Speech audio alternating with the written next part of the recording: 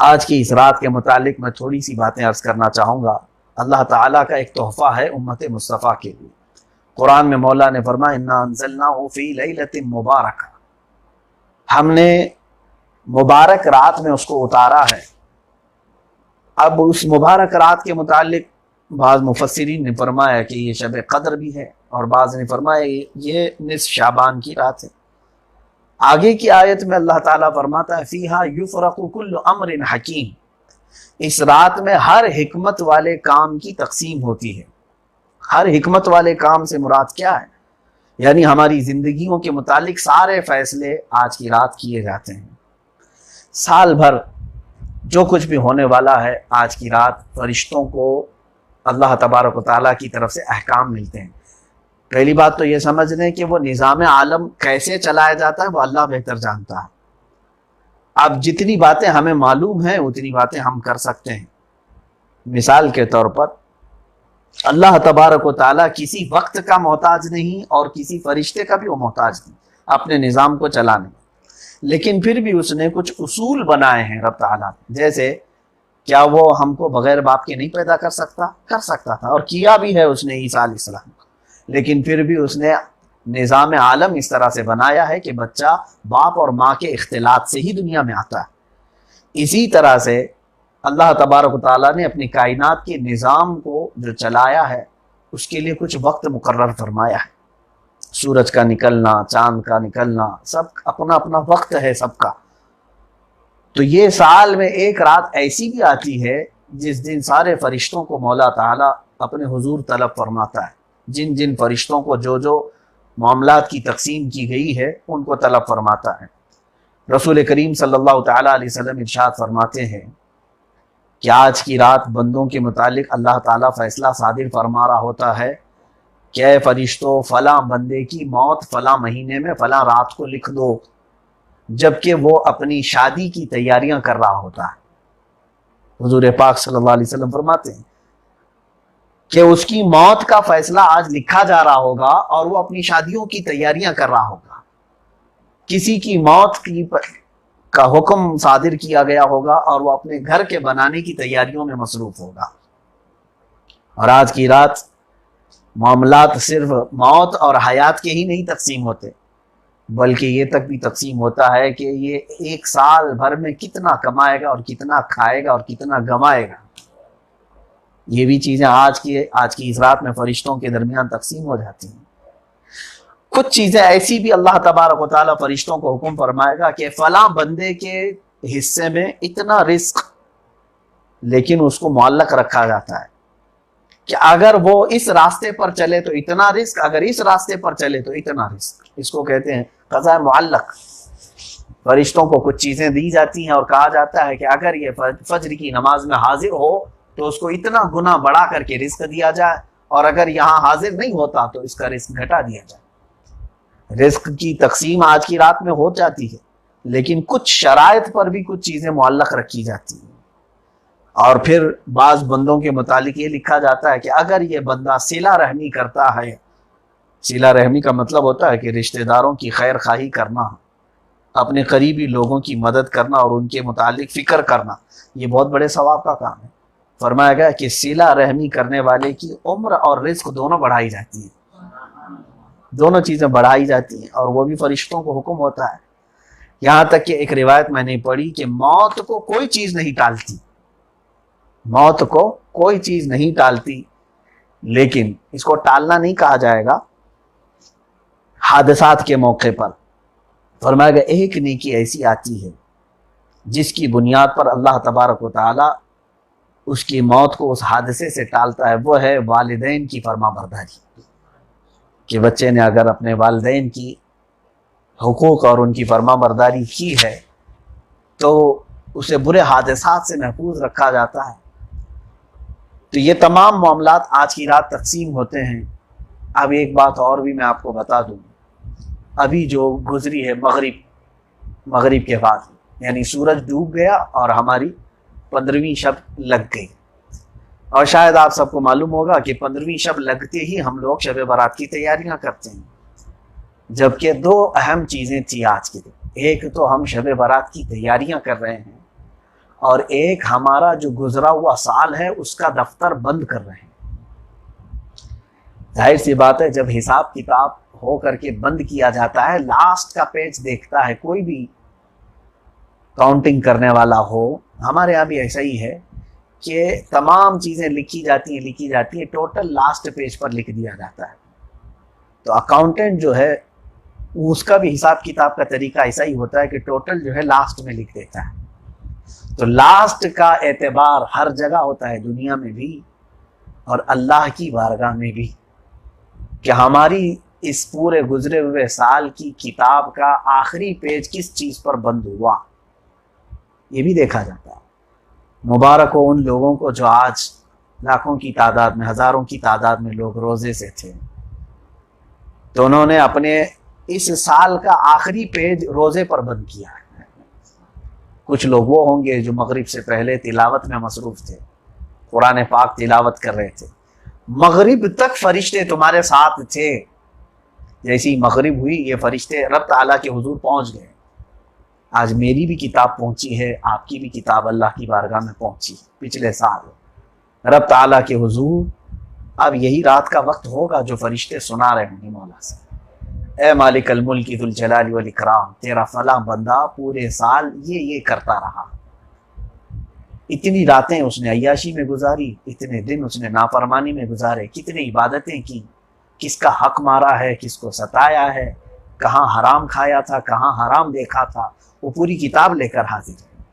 بعض ائمہ کرام فرماتے ہیں، رب تبارک و تعالیٰ یہ فرماتے ہیں، فرشتوں یہ بتاؤ کہ آخری اس سال کا دن اس نے کیسے گزارا ہے، یہ بھی اہمیت رکھتا ہے۔ تو فرشتے آخر میں یہ کہتے ہیں، مولا جس وقت ہم اس کی کتاب لے کر آ رہے تھے اس وقت وہ دعاؤں میں مصروف تھا اور تجھے پکار رہا تھا۔ رب تعالیٰ فرماتا ہے، اے ملائکہ اس کے سیئات جتنے اس نے گناہ کیا ہے اس پر اس پنے کو، اس پیج کو بھاری فرما دو، بھاری کر دو۔ رب تبارک و تعالیٰ رحیم و کریم ہے، وہ عفو و غفور ہے، اسی لیے دو چیزیں اہمیت رکھتی ہیں، نہ صرف یہ نہیں کہ شب برات کی رات، یعنی یہ رات کے حصے کو، شب برات جیسی آئے یہ رات کے حصے کو ہی سارے دھوم دھام کریں، اپنے غسل، اپنے تمام تیاریاں کریں، بلکہ یہ جو گزر رہا تھا دن اس کا بھی اہتمام ضروری تھا۔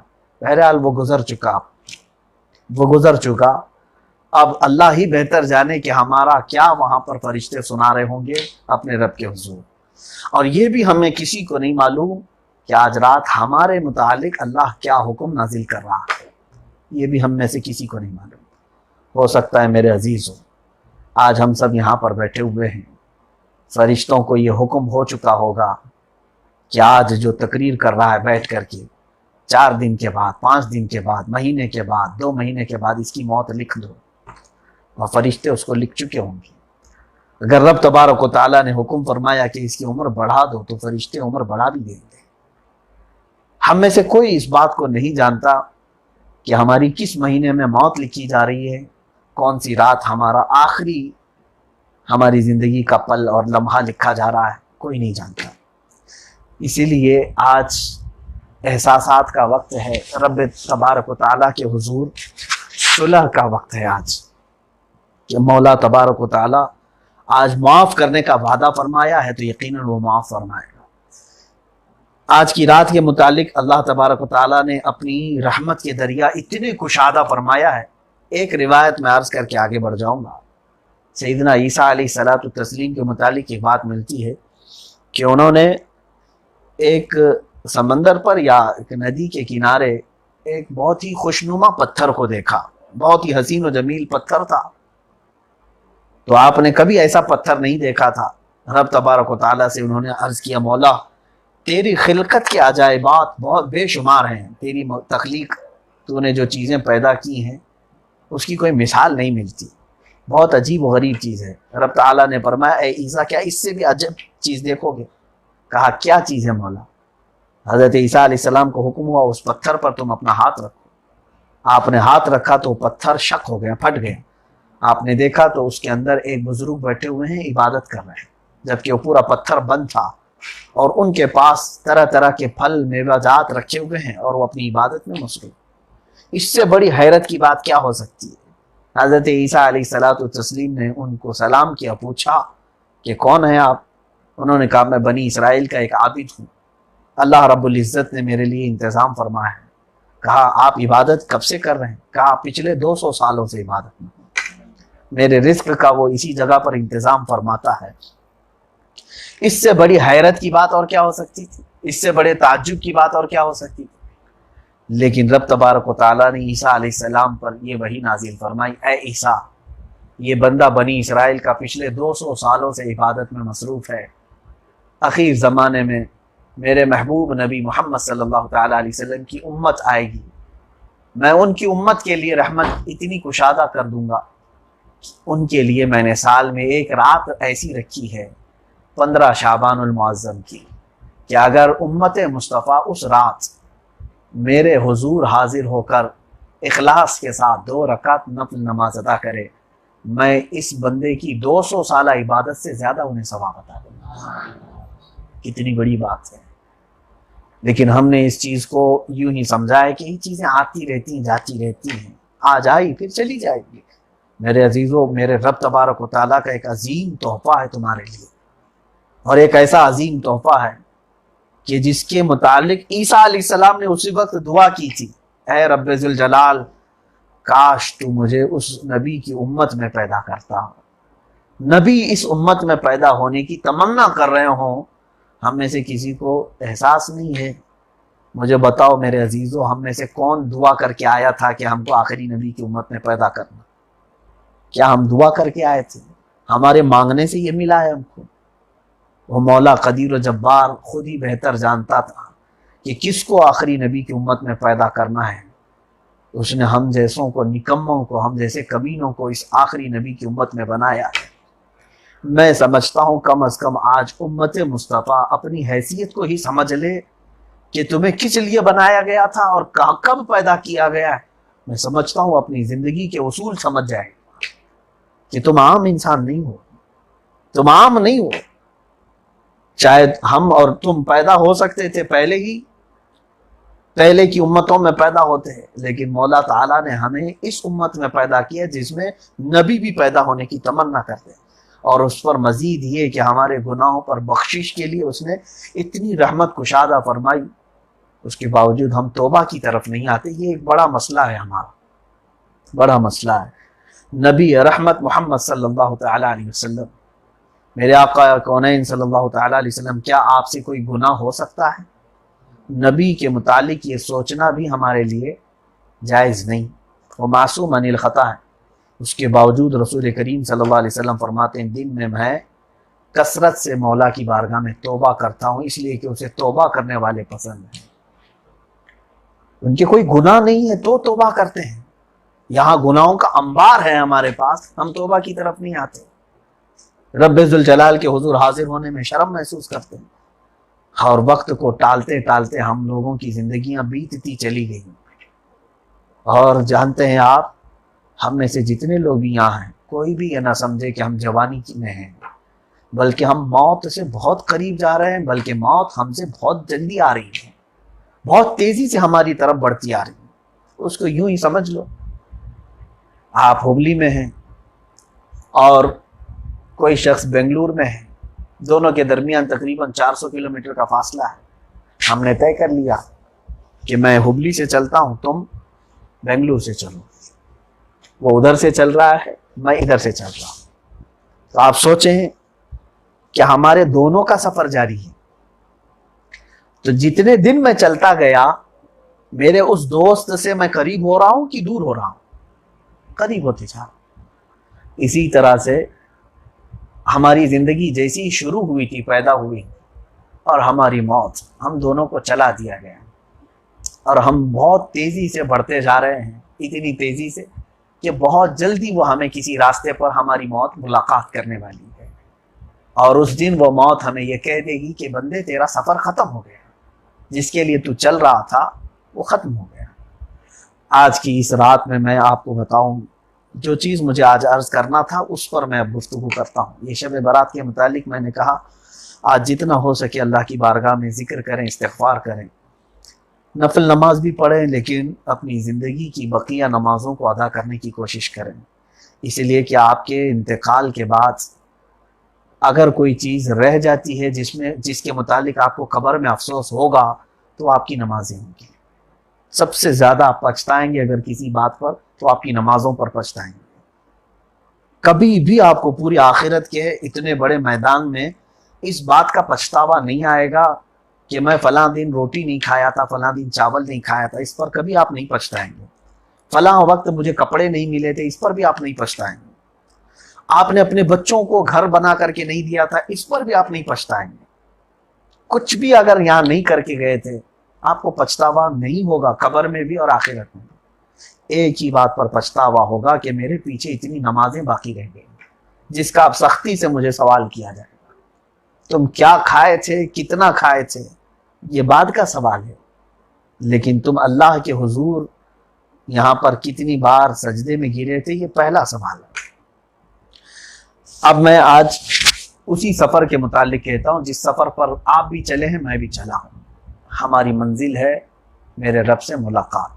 من کان یرجو لقاء ربہ، اللہ فرماتا ہے جو یہ چاہتا ہے کہ اپنے رب سے ملاقات کرے، فلیعمل عملا صالحا ولا یشرک بربہ احدا، اسے چاہیے کہ وہ جلدی سے اچھے عمل شروع کر دے اور اپنے رب کے ساتھ کسی کو شریک نہ کرے. وہ جلدی سے اچھے عمل شروع کر دے اگر تمہارا ٹارگٹ ہے میرے رب سے ملاقات کرنا. میں بارہا یہ کہا کرتا ہوں کہ وہ آدمی پاگل ہے، بیوقوف ہے، جس کو اپنی منزل معلوم نہیں اور چلا جا رہا ہے.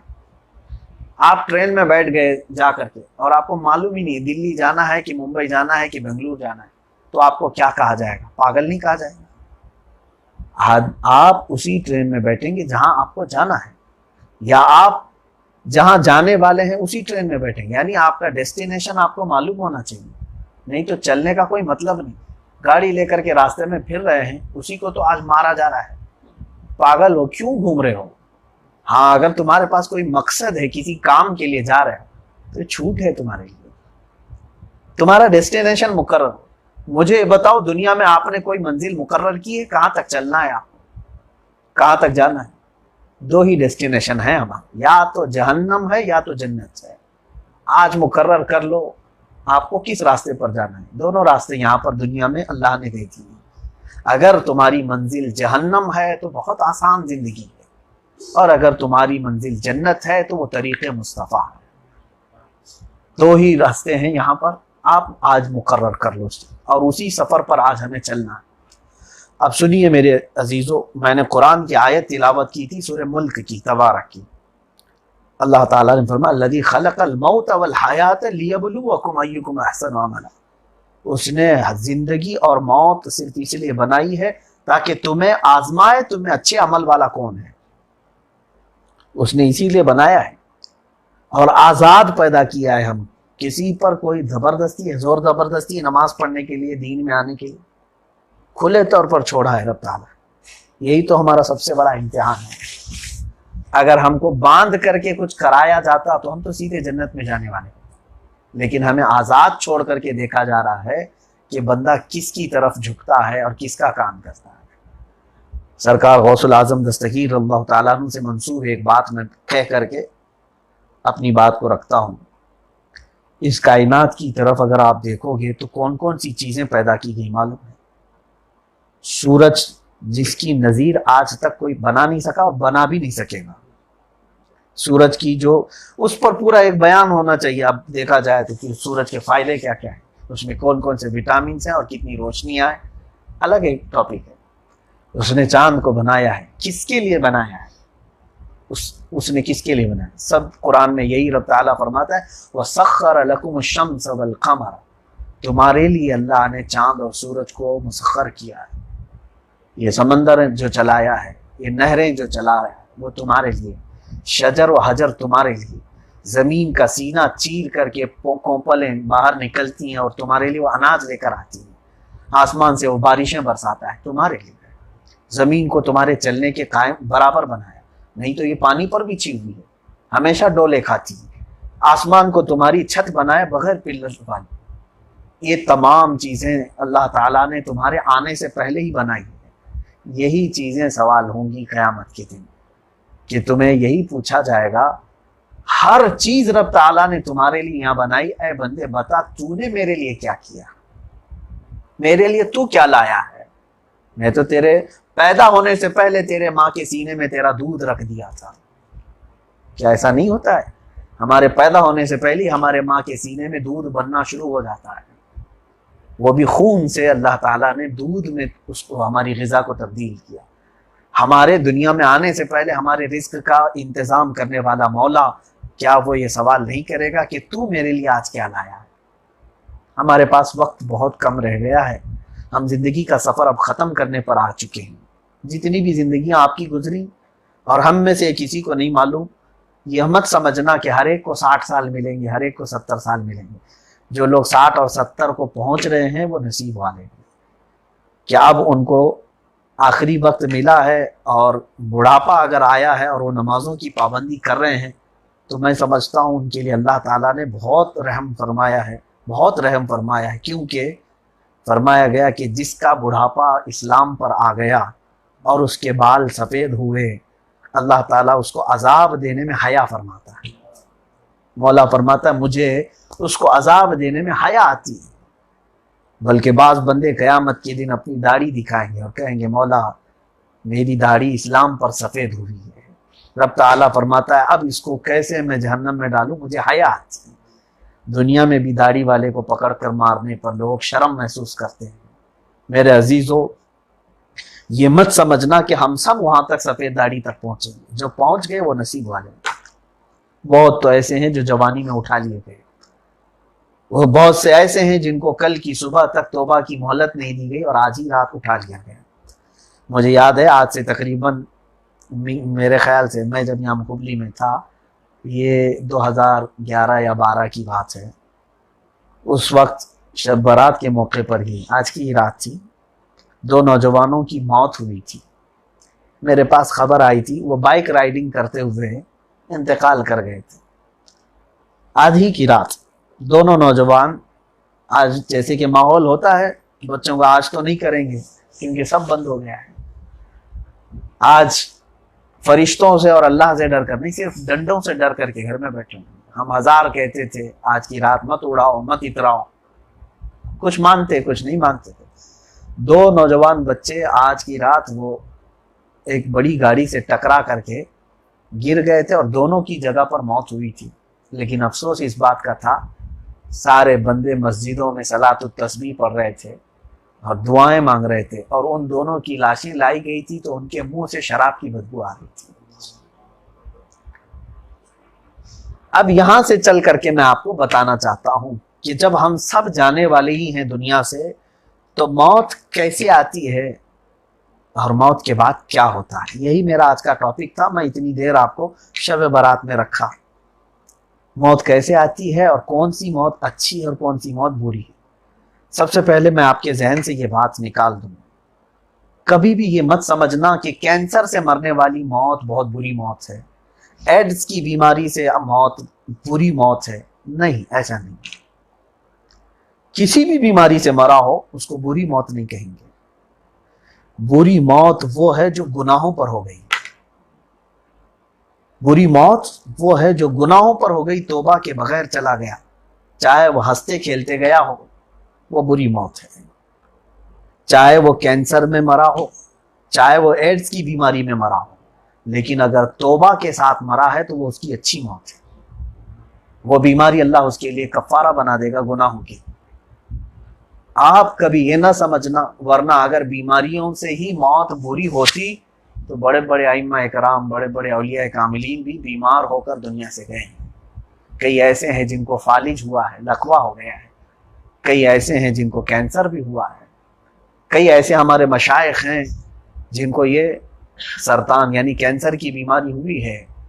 طاعون کی بیماری جو وبا آج پھیلی ہوئی ہے, اسی طرح کی ایک پلیگ کی بیماری آتی تھی جس کو تو عذاب الہی کہا جاتا. اس بیماری میں بھی بہت ہی جلیل القدر صحابی حضرت ابو عبیدہ بن جراح رضی اللہ تعالیٰ, جو عشرہ مبشرہ میں سے ہیں جن کو حضور نے دنیا میں جنت کی بشارت دی, اس صحابی کا انتقال طاعون کی بیماری میں ہوا. تو کیا آپ بری موت کہیں گے اس کو؟ بری موت بیماری سے نہیں, بری موت گناہوں سے جو ہوئی. جس کو توبہ کی مہلت نہیں ملی۔ ایسے جنازے بھی آپ نے دیکھے ہوں گے جن کو گناہوں کے اڈوں پر شوٹ کیا گیا اور پھر ان کو لایا گیا ہے۔ میرے عزیزو، سب سے برا جنازہ وہ ہے جو زندگی میں پہلی بار مسجد کو آیا ہے یا کبھی کبھار آتا تھا، آج اسے زبردستی لایا گیا، وہ جنازہ برا ہے۔ اور سب سے اچھا جنازہ وہ ہے جو بار بار مولا کے گھر میں اس کا دل لٹکا ہوا رہتا تھا اور اس کے لیے موت کوئی بری بات نہیں تھی۔ جس طرح وہ مسجد جاتا تھا گھر آتا تھا، مسجد جاتا تھا گھر آتا تھا، تو اسی طرح جس وقت اس کی موت آئی اسے ایسے ہی لگے گا کہ میں آج پھر سے مسجد آ گیا، کیونکہ اس کے لیے نئی بات نہیں ہے، کوئی گھبراہٹ نہیں اس کو۔ موت کی تکلیفیں اور موت کی تمام چیزیں، اس لیے میں آج عرض کر رہا ہوں کہ آج کی رات فرشتے لکھ رہے ہوں گے ہم میں سے کسی کی موت، تو سمجھ کر کے چلیں کہ ہمارا خاتمہ کیسے ہونا چاہیے۔ آپ کس طرح کی موت کی تمنا رکھتے ہیں وہ آج سن کر کے چلیں۔ اللہ کے حبیب صلی اللہ تعالیٰ علیہ وسلم خود فرماتے ہیں میں دن میں 70 مرتبہ اپنی موت کو یاد کرتا ہوں، اور وہ یہ فرماتے ہیں میں ایک سجدہ کرتا ہوں تو میں اس بات کا یقین نہیں رکھتا کہ دوسرے سجدے تک میں زندہ رہوں گا بھی کہ نہیں۔ ہم تو سالوں سالوں کے پلان بناتے ہیں، وہ نبی رحمت صلی اللہ تعالیٰ علیہ وسلم موت کو کثرت سے یاد فرماتے، اور آپ ہی صلی اللہ تعالیٰ علیہ وسلم نے ارشاد فرمایا 2 چیزیں تمہارے درمیان ایسی رہیں گی جو ہمیشہ تمہیں نصیحت کرتی رہیں گی، اور یاد رکھنا یہ 2 چیزیں اگر تمہیں نہیں سدھار سکی تو تیسری کوئی چیز تمہیں سدھارے گی بھی نہیں۔ وہ کون سی 2 چیزیں؟ میرے آقا صلی اللہ علیہ وسلم نے فرمایا ایک قرآن ہے اور دوسرے موت ہے۔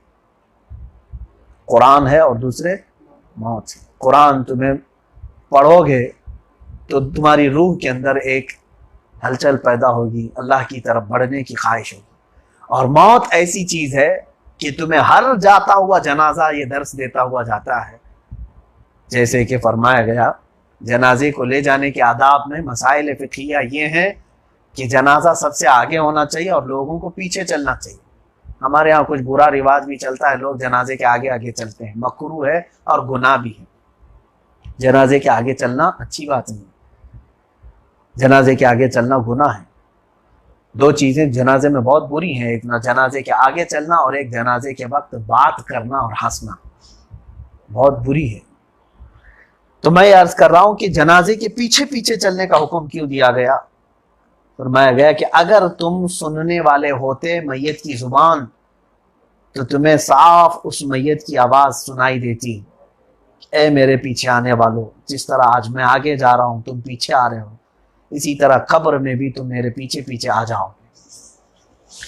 وہ یہی کہتا ہوا جا رہا ہوتا ہے، لیکن کچھ لوگ پیچھے ٹھٹا مار رہے ہوتے ہیں، ہنسی اڑا رہے ہوتے ہیں، ایسا لگتا ہے جیسے ان کی موت ہی نہیں آنے والی ہے کہ کچھ لوگ تو یہ سمجھتے ہیں ہمیں مرنا ہی نہیں ہے، جنازوں پر اس طرح حاضر ہوتے ہیں۔ عزیزان گرامی، ہمارے لیے عبرت کے بہت سارے مقامات ہیں۔ کبھی آپ محسوس کرتے ہیں قبرستان کے پاس آس پاس کوئی گھر لینے کو آج تیار نہیں ہوتا، لوگ ڈرتے ہیں آج، ارے ہمارا گھر کا دروازہ کھلے گا تو قبرستان سامنے ہے۔ اور کچھ تو مجبوری میں رہ رہے ہوں گے، لیکن عموماً لوگ قبرستان کے آس پاس رہنے سے گھبراتے ہیں، جبکہ تمہیں ایک بہت لمبی زندگی اس کے اندر گزارنا ہے، قریب میں نہیں، نیچے اسی کے اندر رہ کر کے گزارنا ہے۔ اور آپ چاہ کر کے بھی آج قبر والوں سے دوستی نہیں کر پاتے ہیں، اس کی وجہ یہ ہے کہ نہ آپ ان کی سن پاتے ہیں، نہ وہاں کے حالات دیکھ پاتے ہیں۔ موت کے متعلق ایک بات یہ بھی سن کر کے چلے کہ بری موت اور اچھی موت کے سلسلے میں فقہائے کرام، ائمہ کرام، بزرگان دین نے جو فرمایا ہے وہ یہ ہے کہ امام اعظم ابو حنیفہ رضی اللہ تعالیٰ عنہ کی بارگاہ میں ایک بندہ آیا اور پوچھا کہ میں نے سنا ہے کہ کچھ لوگوں کی موت بہت دردناک ہوتی ہے، بہت تکلیف ہوتی ہے، اور کچھ کی موت بہت آسان ہوتی ہے، ایسا کیسے کہ روح نکالنے والا فرشتہ ایک ہی ہے، وہ ایک ہی فرشتہ دونوں کی روح نکالتا ہے، کچھ کو تڑپا کر کے کچھ کو بہت آسانی سے، ایسا کیسے ہوتا ہے؟ تو امام اعظم ابو حنیفہ رضی اللہ تعالیٰ عنہ نے اس بندے سے فرمایا تو جا سورہ یوسف کی تلاوت کر، تجھے سمجھ میں آئے گی۔ سورہ یوسف کی تلاوت کیا اس نے، کہا مجھے موت کا کہیں تذکرہ ہی نہیں ملا سورہ یوسف میں۔ انہوں نے کہا پھر سے پڑھ کے آتا، پورا پڑھ اور اس کی تفسیر اور ترجمہ بھی پڑھ، ساری چیزیں پڑھ کے آیا۔ حقیقی بات بھی یہ ہے کہ سورہ یوسف میں موت کا تذکرہ تو ہے نہیں، 3 بار پڑھا، اس نے کہا مجھے تو کچھ نہیں ملا۔ آپ نے فرمایا کیا تو نے اس میں یوسف اور زلیخا کا واقعہ پڑھا؟ کہاں پڑھا؟ اس میں تو نے یہ پڑھا کہ یوسف علیہ السلام کے ساتھ ایک معاملہ کیا تھا، شہر کی بڑی عورتوں کو زلیخا نے بلا کر کے سب کے ہاتھ میں لیمو دیے تھے اور چاقو دیے تھے۔ کہاں قرآن میں ہے یہ؟ یوسف علیہ السلام کو اچانک بلایا اور زلیخا نے کیا کہا؟ سب عورتوں کو حکم دیا کہ تم اپنا اپنا لیمو کاٹو۔ عورتیں یوسف علیہ السلام کو دیکھتی رہیں اور کیا کاٹی؟ انگلیاں کاٹ لی۔ فلما وقطعت ایدیہن، قرآن کہتا ہے فلما سمعت بمکرہن ارسلت الیہن واعتدت لہن متکئا وآتت کل واحدۃ منہن سکینہ۔ یہ آیتیں یہاں سے سورہ یوسف میں صاف ہے کہ ساری عورتوں نے اپنی انگلیاں کاٹ لی۔ حضرت امام اعظم ابو حنیفہ فرماتے ہیں تو اس بندے سے کہ سمجھ میں آیا کچھ؟ کہا نہیں، انگلیاں کاٹ لی۔ کہا انہوں نے انگلیاں کاٹی، درد نہیں ہوا ان کو؟ ظاہر سی بات ہے، ایک انگلی کٹے گی تو درد ہوتا ہے، وہ چاروں انگلیاں کٹ گئی، کیسے کاٹی ہوں؟ کہا وہ یوسف کو دیکھنے میں مصروف تھی، حضرت یوسف علیہ السلام کو دیکھنے۔ امام اعظم ابو حنیفہ نے فرمایا یہی ایک مومن صالح کے ساتھ ہوتا ہے کہ جب اس کی روح نکالنے کے لیے ادھر ملک الموت آتا ہے، ادھر میرے آقا تشریف لاتا ہے۔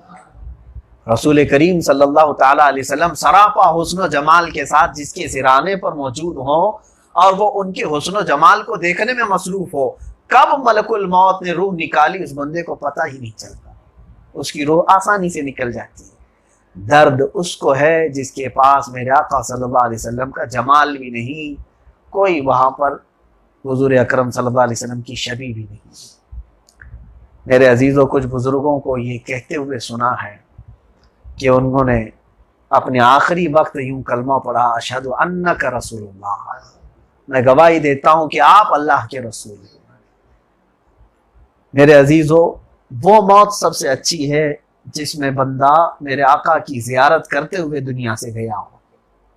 اب درد والی موتیں وہ ہیں جن سے ساری توفیقیں چھین لی جاتی ہیں۔ مرنے سے پہلے کچھ لوگوں کا ہوش ختم کر دیا جاتا ہے، مرنے سے پہلے کچھ لوگوں کو عمل صالح کی توفیق چھین لی جاتی ہے۔ اب یہاں پر تقدیر کا لکھا غالب آتا ہے، یہ بھی حدیث پاک میں ہے۔ کچھ لوگ وہ ہیں جو زندگی بھر نیکیاں کرتے رہتے ہیں لیکن ان کے متعلق جہنمی لکھا گیا ہوتا ہے، جہنمی لکھا گیا ہوتا ہے۔ تو فرمایا میرے آقا صلی اللہ علیہ وسلم نے کیسے؟ کہ وہ مرنے سے چند دن پہلے جہنمیوں کے کام شروع کر دیتے ہیں اور ان کی موت کفر پر ہوتی ہے اور وہ جہنم میں چلے جاتے ہیں۔ کچھ لوگ زندگیوں میں برائیاں کرتے رہتے ہیں لیکن ان کے متعلق جنتی لکھا رہتا ہے، وہ کیسے؟ فرمایا گیا کہ موت آنے سے چند دن پہلے وہ نیکیوں کی طرف آ جاتے ہیں اور مولا تبارک تعالیٰ ان کو عبادتوں میں مصروف رکھتا ہے، اسی حال میں وہ انتقال کر جاتے ہیں۔ ایسے بھی ہم نے کئی لوگوں کو دیکھا ہے جو زندگی میں گناہوں پر تھے لیکن اخیر وقت میں آئے اور رمضان المبارک کے روزے رکھتے رہے اور اسی حال میں دنیا سے وہ چلے گئے۔ شاید ان کی مغفرت کا رب تعالیٰ نے سامان مقرر کیا تھا۔ اب ڈر ہم سب کو ہے میرے عزیزوں، نہ مجھے معلوم ہے نہ آپ کو معلوم ہے ہمارے متعلق کون سی موت لکھی گئی ہے۔ اولیاء اکرام کیوں روتے تھے آج میں آپ کو بتاؤں، کیوں روتے تھے؟ ان کے پاس تو اعمال صالحہ کا انبار تھا، نیکیاں تھی، عبادات تھی، زبان کی تاثیر تھی، قرآن کے ختم تھے، نوافل کی کثرت تھی، سب ہو کر کے بھی روتے کیوں تھے جانتے ہو؟ صرف اسی بات پر کہ ان کو آخری وقت کا معلوم نہیں تھا۔ یہ معلوم نہیں ہے کہ جس وقت ہماری آنکھیں بند ہوں گی اور زبان روک دی جائے گی، آخری کلمہ کفر کا ہوگا کہ ایمان کا ہوگا، یہ ہم میں سے کسی کو نہیں معلوم۔ اگر ہماری زبان کفر کے خاتمے پر بند کی گئی ہے تو سمجھ جاؤ کہ پھر ہمیشہ ہمیشہ کی دوزخ تمہارے لیے تیار ہے۔ فی ناری جہنم وفیہا خالدون، جہنم کی آگ میں تم ڈالے جاؤ گے جہاں ہمیشہ ہمیشہ رہو گے۔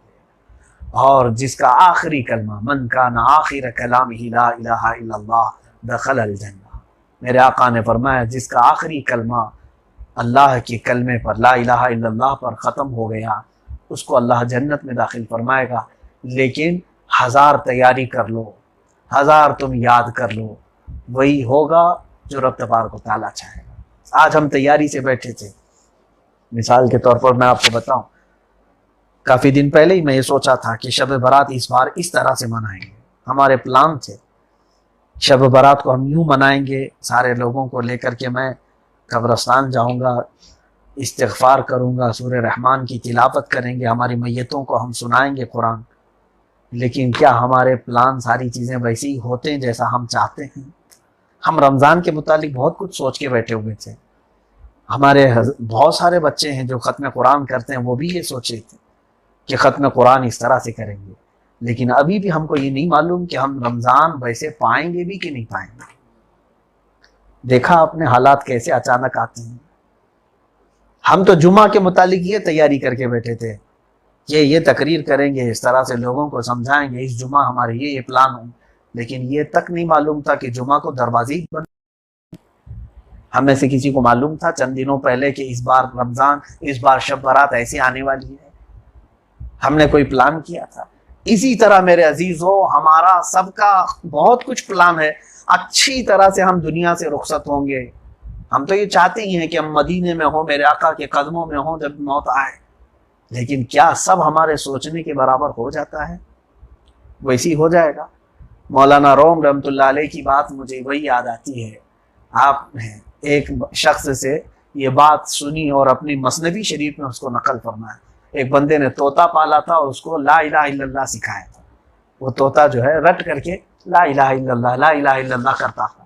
ایک دن اچانک ایک بلہ آیا اور اس پر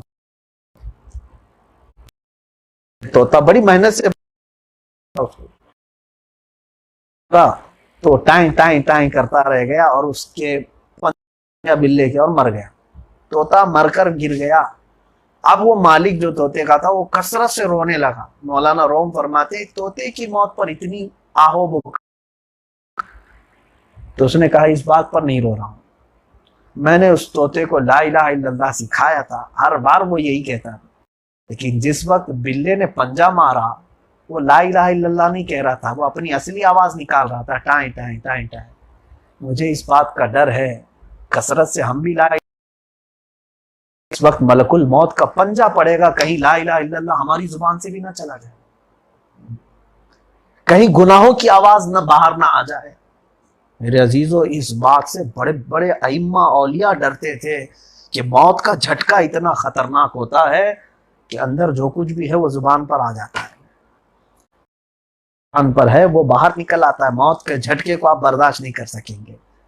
اس بات کا ڈر رکھو ہمیشہ کہ آخری وقت ہمارا کس عالم میں آنے والا ہے ہم میں سے کوئی نہیں جانتا۔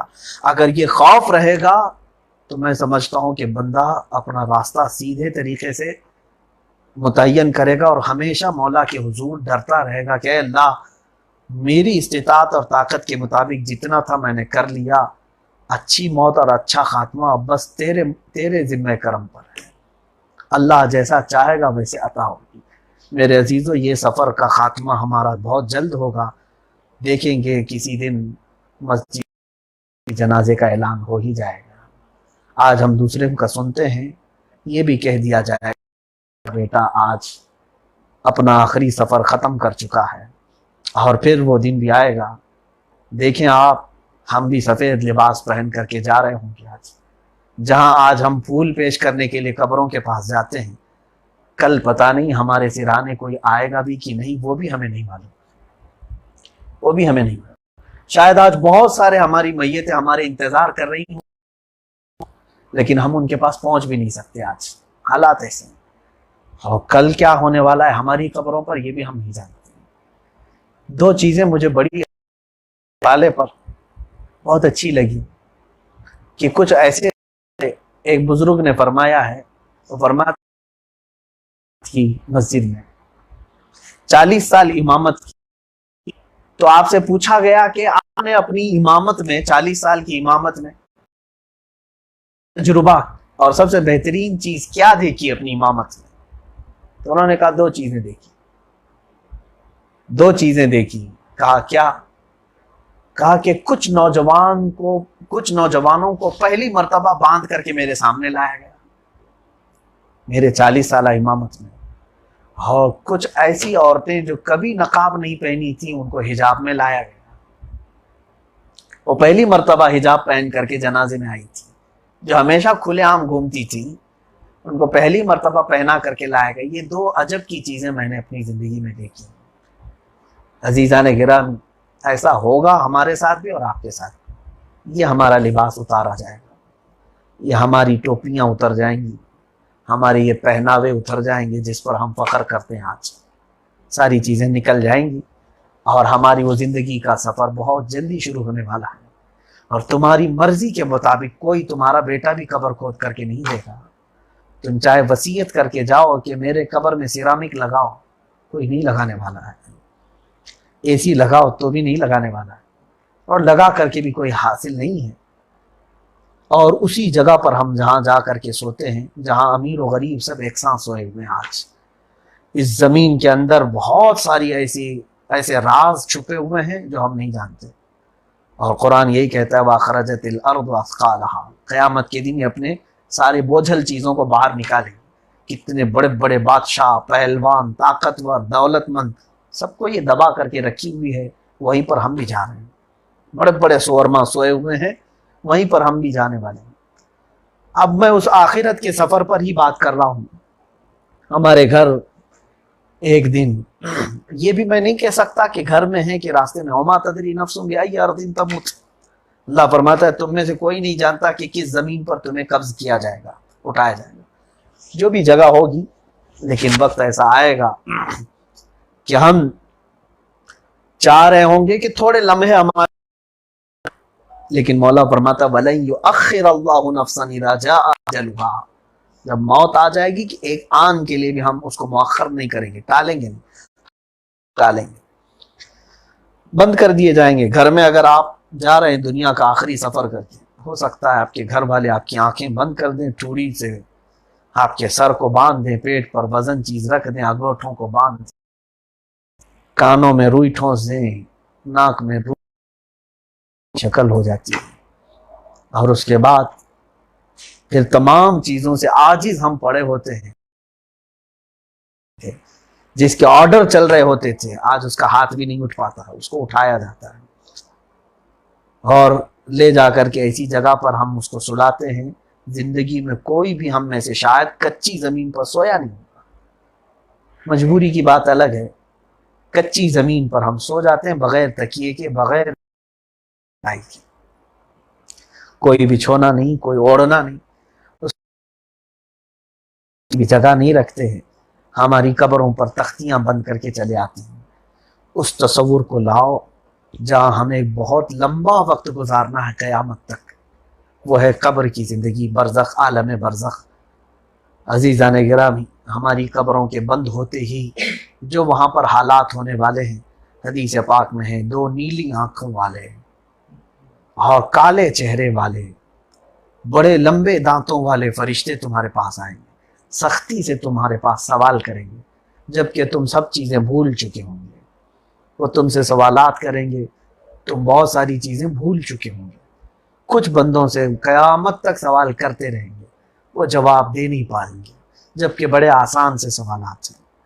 یہ لمبا عرصہ گزر جائے گا. کچھ لوگوں کو، ہمارے جسموں کو قبر کے کیڑوں کی غذا بنائی جائے گی. سب سے پہلے میت کا پیٹ پھٹتا ہے اور اس کی چیزیں باہر آتی ہیں.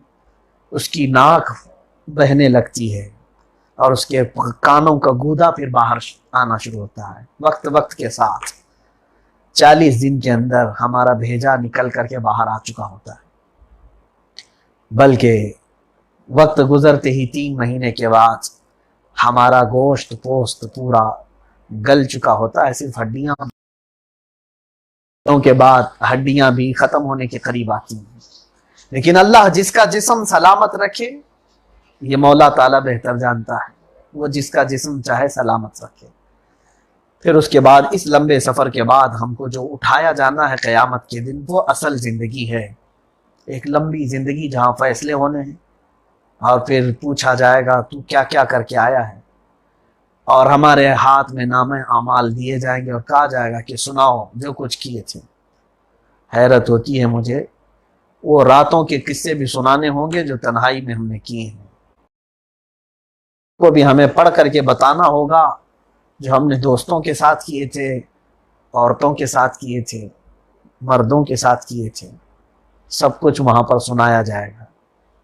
قیامت کے دن اللہ کے حبیب صلی اللہ علیہ وسلم فرماتے ہیں کچھ لوگ ایسے ہوں گے جو ہم میں سے نیک تھے، اچھے دکھتے تھے، لیکن اتنے کالے اعمال ہوں گے، اتنے برے اعمال کہ ان کو جب سنانے کے لیے کہا جائے گا وہ روئیں گے، اور سنانے لگیں گے تو اہل محشر کہیں گے ہائے افسوس، یہ تو نے کیا کیا، ہم تو تجھے اچھا سمجھتے، تیرے اتنے اعمال تھے۔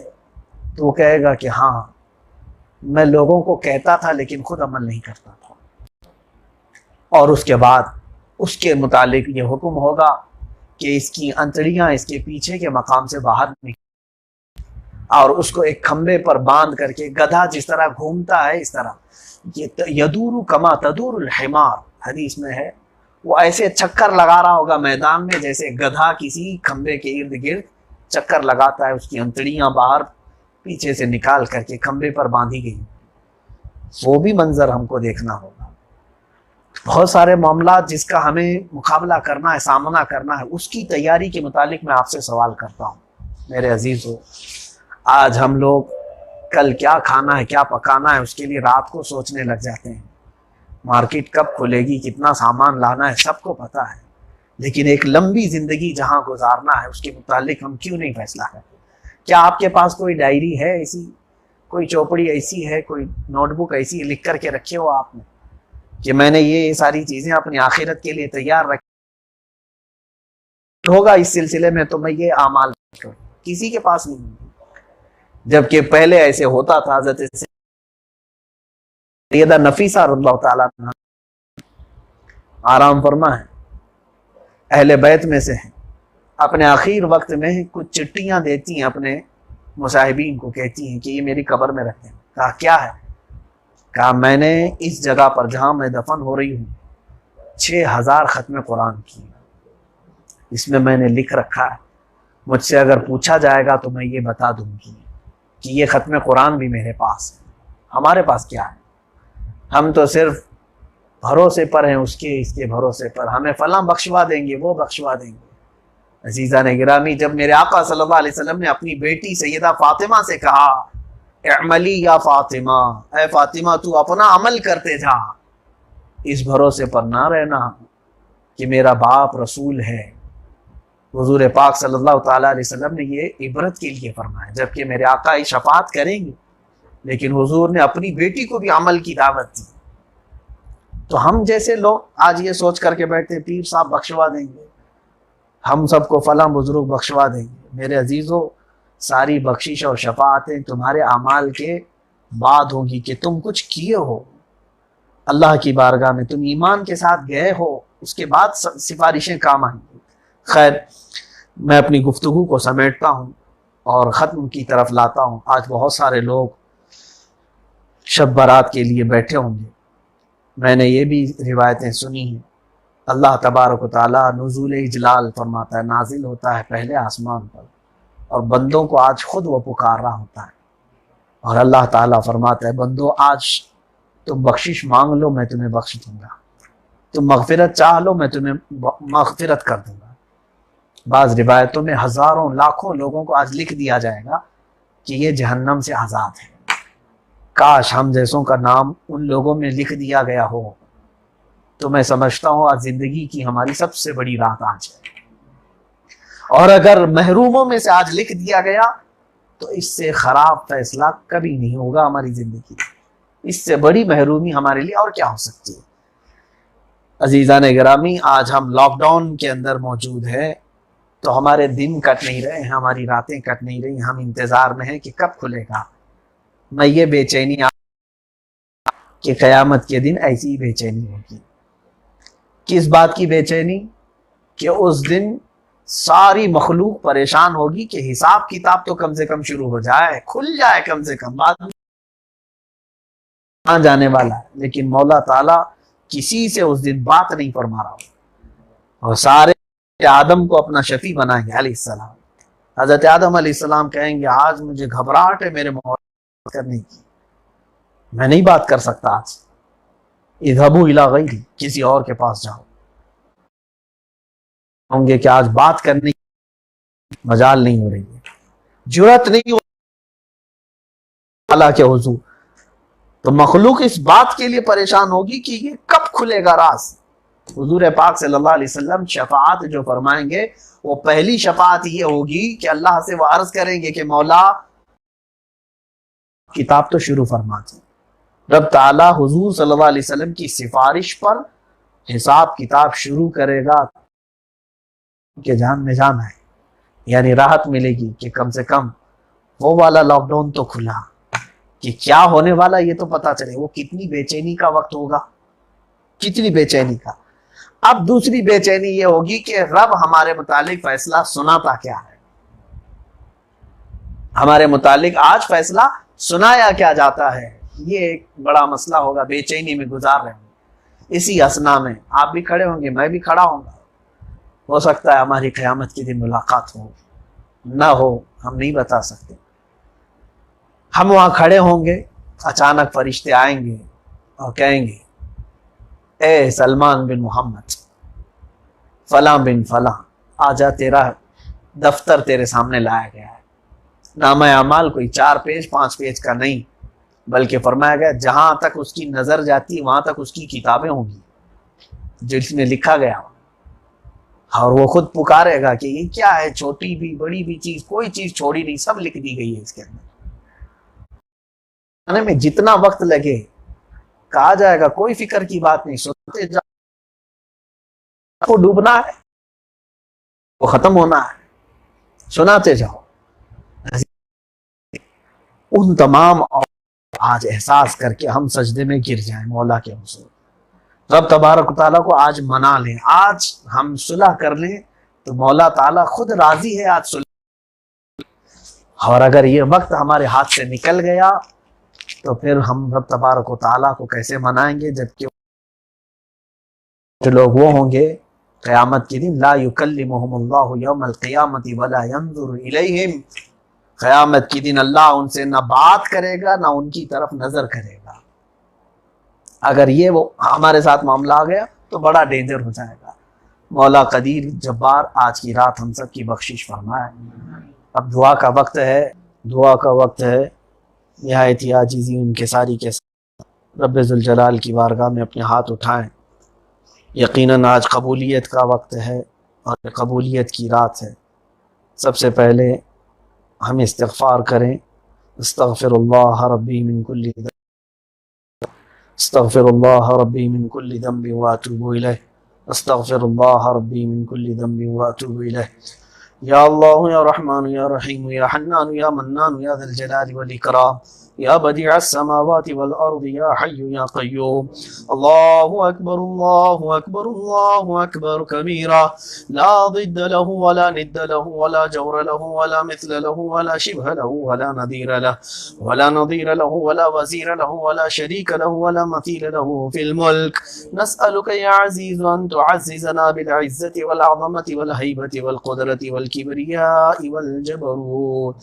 یا اللہ یا رحمان یا رحیم، ان ترينا في منامنا لقاء نبيك وما رجونا منك واكرمنا بمغفرتك خطيئتنا إنك على كل شيء قدير۔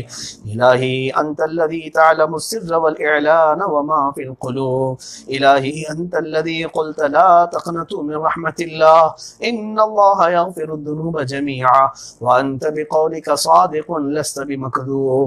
نجنا نجنا نجنا والكرب العظيم، وأنت غياث كل مكروب ومظلوم، وأنت على كل شيء قدير۔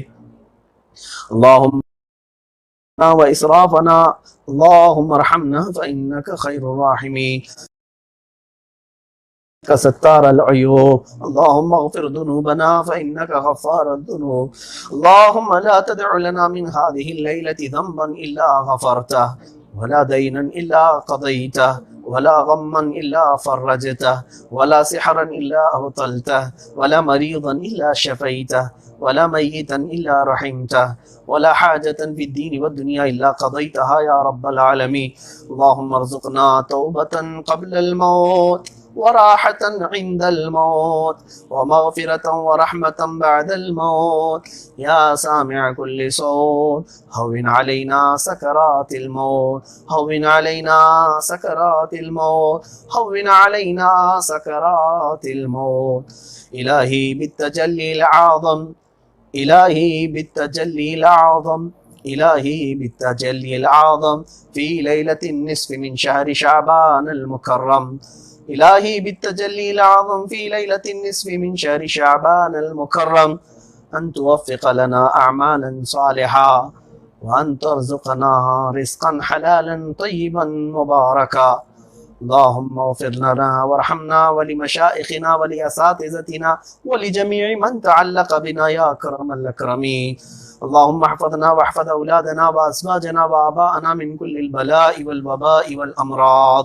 اللهم ادفع عنا الطاعون، اللهم ادفع عنا البلاء والطاعون، اللهم ادفع عنا البلاء والطاعون.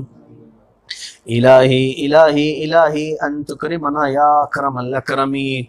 اللهم احفظنا من شر الحاكمين، اللهم احفظنا من شر الحاسدين، اللهم احفظنا من شر كيد الحاقدين، اللهم احفظنا من شر سوء الناظرين. يا ربنا يا ربنا أغثنا وامددنا وانظرنا بحالنا يا رب العالمين. اللهم صل وسلم على سيدنا محمد وآلہ واصحابہ وبارک وسلم. الہ العالمین ستار العیوب غفار الذنوب قدیر و جبار خدا، تیرے عاجز بندے شرمسار ہو کر تیری بارگاہ میں آج حاضر ہیں مولا. آج کی یہ رات جس کو سب شب برات کہتے ہیں مولا، آزادی کی رات ہے. اے کریم خدا، تیرے دربار میں یہ گنہگار ہاتھ پھیلے ہیں مولا. یہ ہاتھ تیرے دربار میں اٹھانے کے قابل تو نہیں مولا، صرف اس آس و یاس کے ساتھ کہ تو ہے، تو غفور ہے، تو عفو ہے، تو ستار ہے مولا.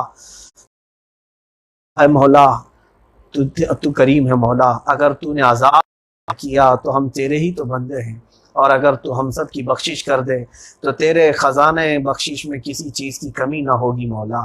اے رب ذوالجلال، ہم عاجز بندوں کو آج بخشے وہ میں شمار فرما دے. ہماری اس محفل سے وابستہ ہیں جہاں جہاں بیٹھے ہیں مولا، گڑ گڑا رہے مولا.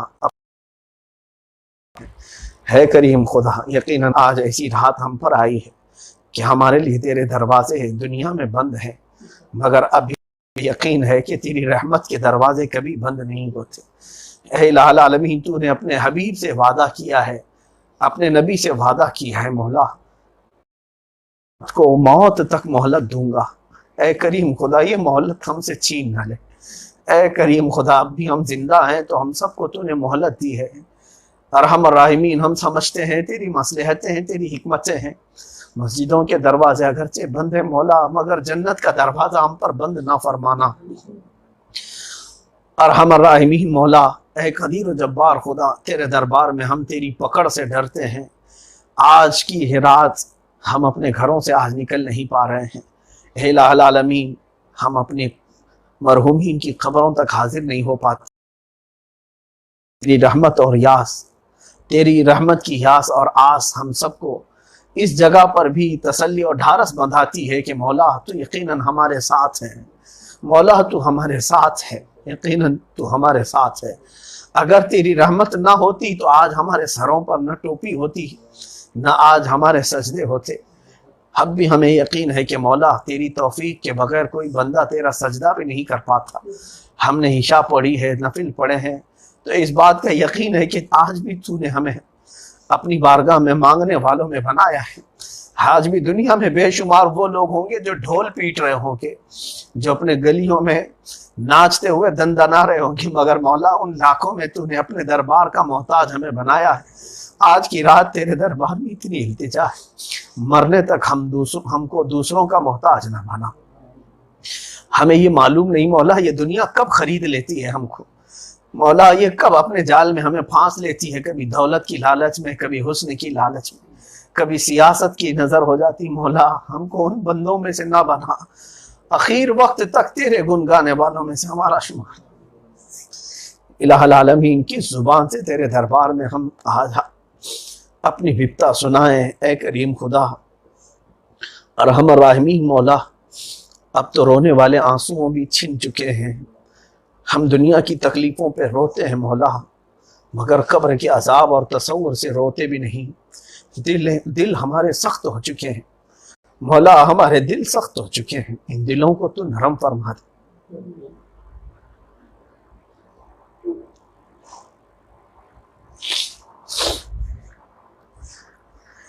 اے کریم خدا، ہم سب آج کوئی نہیں جانتے ہیں کہ تو فرشتوں کو آج کیا ہمارے متعلق حکم صادر کر رہا ہے، ہم میں سے کس کی موت کا تو حکم جاری فرما رہا ہے۔ ہم کوئی نہیں جانتے مولا قضا و قدر کے فیصلے، ہم یہ بھی نہیں جانتے مولا کہ تو کس کو کفر کی موت مارنے والا، ہم یہ بھی نہیں جانتے مولا کس بری موت سے ہم آنکھیں بند کرنے والے۔ تو مانتے ہیں کو رزاق کے حقیقی مانتے ہیں۔ اے کریم خدا، خار ہیں، بدکار ہیں، ڈوبے ہوئے ذلت میں ہیں، کچھ بھی ہیں لیکن تیرے محبوب کی امت میں ہیں مولا۔ تیرے نبی کو ہم نے مانا ہے، تسلیم کیا ہے، بس اس نسبت کے واسطے ہم سب فرما دے مولا۔ ایمان پر، اہل سنت و جماعت پر ہمارے جنازے اٹھائے جائیں۔ ارحم الراحمین، میں گنہگار ہوں اور بڑے مرتبوں کی خواہش، تو کریم ہے خدایا، تیری بندہ پروری ہے، خواہش تو بڑی بڑی ہیں، تمنائیں بڑی بڑی ہیں، مگر مولا اعمال دیکھ کر کے ہمیں یہ لگتا ہے کہ ہم جیسے لوگ مانگنے کے قابل نہیں اس بات کے، پھر بھی تیری رحمت کے دریا وسیع ہیں، اتنی بات مانگتے ہیں مولا کہ جب موت قریب آئے تو تیرے حبیب کا روضہ قریب کر دے۔ زندگی میں اس سے سوا ہمیں کچھ نہیں چاہیے مولا، تیرے نبی کے قدموں میں آرام سے سونا نصیب فرما دے۔ قیامت کے دن جس وقت اٹھائے جائیں مولا، صحابہ اولیاء کے ساتھ ہمارا حشر فرما دے۔ اے کریم خدا، میں جنت کا سوال کیسے کروں، میرے سیاہ نے کیا جینا دو بھر، زہر کھاتا تیرے ارشاد نے کھانے نہ دیا مولا، میرے اعمال سیاہ نے کیا ہے جینا دو بھر، میں جنت کا سوال کیسے کروں، لیکن مولا ساتھ ہی میں دوزخ میں جانے کے قابل بھی نہیں مولا، میرا جسم تیرے عذابات کو سہنے کے قابل نہیں، میرا کمزور جسم تیرے دردناک عذاب سہنے کے قابل نہیں، بخش دے مولا، تیرا نام رحمان ہے، بخش دے مولا، تیرا نام غفار ہے۔ اے کریم خدا، آج کی رات اگر ہم نے کسی کے دل دکھائے ہیں اور تو ناراض ہے تو تیرے دربار میں تڑپ کر کے ہم سوال کرتے ہیں مولا، ہم معافی تلافی کریں گے مولا، اس وقت تک دنیا سے ہمیں نہ اٹھا جب تک تو راضی نہ ہو جا مولا۔ پوری امت مسلمہ پر تو رحم فرما دے، آج پوری امت مسلمہ حیران و پریشان ہے خدا بندہ، یہ تیرے سادہ دل بندے کدھر جائیں، تجھ سے جو منہ چھپائیں تو کریں کس کے سامنے مولا۔ دنیا والوں نے ہزاروں خدا بنائے رکھے مولا، مگر ہم کیا مولا، جب ہم پیدا ہوئے تھے ہمارے کانوں میں صرف اللہ اکبر کہا گیا تھا، آج بھی ہم اسی کلمے پر ہیں مولا، ہم کسی اور کے پاس نہیں مانگتے۔ اے قدیر و جبار خدا، ہمارے ان آہوں کو سن لے، الہ العالمین ارحم الراحمین، جتنا میں تجھے پکار رہا ہے، میں مانتا ہوں مولا میں کوئی نیکوکار نہیں ہوں، میں ایک بڑا سیاہ کار ہوں، خطا کار ہوں، گناہ، میں ذلیل و رسوا ہوں مولا، مجھے معلوم ہے، من آنم کے من دھانم، مگر مولا تیرے حبیب کی اس بڑی سی امت میں کوئی تیرا محبوب ہوگا جو آج رو رہا ہوگا، اس کے دامن کے وسیلے سے میری دعائیں قبول فرما لے مولا، میری ماں کے صدقے میری دعائیں قبول فرما لے، ارحم الراحمین، میرے آقا صلی اللہ علیہ وسلم کے قدموں کے صدقے ہماری دعائیں قبول فرما لے۔ اے کریم خدا، گناہوں پر ہماری پکڑ نہ فرما، ارحم الراحمین ہمارے رزق میں وسعت عطا فرما، ہمیں نیک و صالح اولاد کی نسلیں عطا فرما، قرض کے بوجھ سے آزاد فرما دے مولا، جو بے روزگار ہیں انہیں حلال روزی عطا فرما، خصوصاً مولا یہ شرین اور پر بیٹھے ہیں ان ظالموں کو تو کیفر کردار تک پہنچا دے مولا، جلد سے جلد ان کا خاتمہ فرما دے، جلد سے جلد ان کا خاتمہ فرما دے، اے رب ذوالجلال امن و سکون عطا فرما دے، مولا تیرے حبیب پاک صلی اللہ تعالیٰ علیہ وسلم کی سنتوں کی بہاریں ہر گھر میں آ جائیں۔ ارحم الراحمین، ہماری دعاؤں کو رسول پاک کے نالے نے فرما، دنیا میں ہر آفت سے بچانا مولا، عقبہ میں نہ کچھ رنج دکھانا مولا، بیٹھیں جو در پاک پیمبر کے حضور، ایمان پہ اس وقت اٹھانا مولا۔ ان اللہ و ملائکتہ یصلون علی النبی یا ایہا الذین آمنوا صلوا علیہ وسلموا تسلیما۔ اللہم صلی علی سیدنا مولانا محمد معدن الجود والکرم وآلہ واصحابہ الکرام وابنہ الکریم وبارک وسلم صلاۃ دائمۃ سرمدا ابدا۔ بہت سارے راستیں بھیجی ہیں ہاسپٹل میں ہیں، اور کچھ لوگ کرونا وائرس سے متاثر ہیں، کچھ کی موتیں بھی ہو گئی ہیں، کچھ کینسر میں مبتلا ہیں۔ ان سب کے لیے، بیماروں کے لیے ایک بار سورہ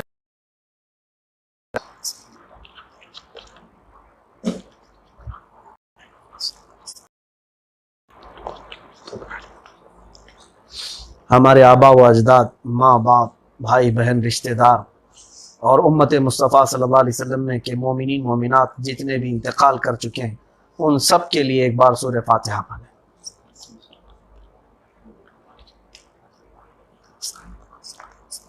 صراط الذین،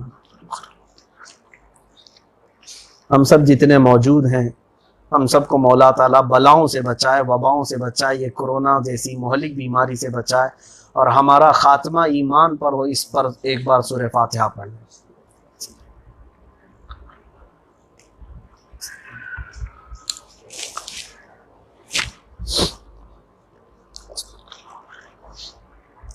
خدایا بحق بنی فاطمہ کے برقول ایمان کنم خاتمہ، اگر دعوت امرت کنی ور قبول، منو دست دامان آل رسول۔ ان اللہ و ملائکتہ یصلون علی النبی یا ایہا الذین آمنوا صلوا علیہ وسلموا تسلیما۔ اللہم صلی علی سیدنا محمد وآلہ واصحابہ الکرام وابنہ الکریم وبارک وسلم۔ دعواہم فیہا سبحانک اللہم وتحیتہم فیہا سلام وآخر دعواہم ان الحمد للہ رب العالمین۔ جب دمِ واپسی ہو یا اللہ، جب دمِ واپسی ہو یا اللہ، جب دمِ واپسی ہو یا اللہ، بس لا الہ الا اللہ محمد رسول اللہ۔